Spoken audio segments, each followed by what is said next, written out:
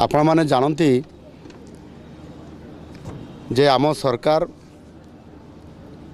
राज्यवासी को emergency medical transportation पाई आज 428 नुआ आम्बुलांस व्यवस्था करिसंती जाकि आज ताहार शुभ उद्घाटन करागला। ठीक यही भली भाव में यह पूर्वर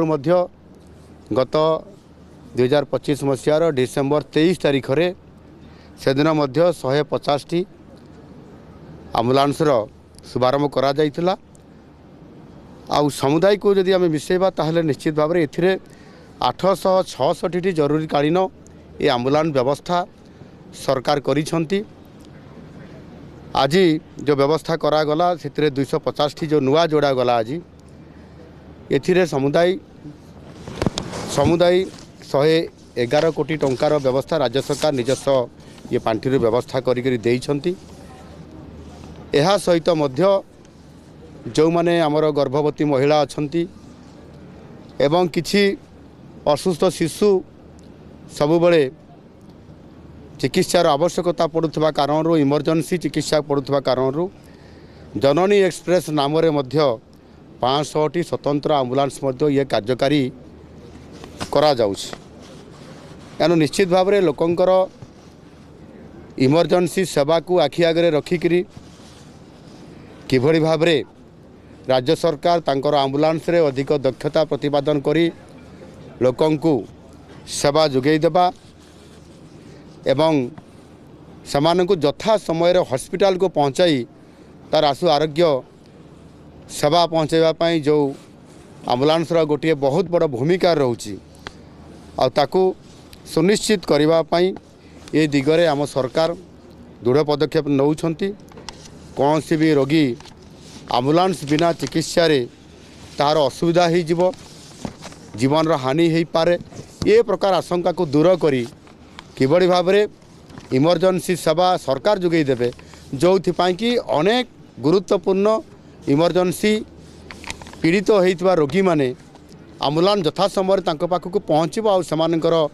जीवन रक्षा करा जाई परिबो आ यह माध्यम ही अनेक रोगींकर जीवन को रक्षा करा जाई परिबो और से काम को सुनिश्चित करने जो पुराना आम्बुलांस गुड़िक थिला से गुड़िकर नूतन नवीकरण करने तार बहुत आवश्यकता थिला आ जो कि तुरंत सरकार यार ऊपर आलोचना करले माननीय स्वास्थ्य मंत्री डॉक्टर मुकेश मलिंग महोदय से मते दृष्टि आकर्षण करते बाबद नुआ आम्बुलांस को जोगे देवाई एवं से सरकारी विधि व्यवस्था अनुसार ताकू आलोचना करी आमे याकू पर्याय क्रम आमे ताकू समुदाय लोकों पाखक प्रति ब्लॉक अंचल को जीवाई एवं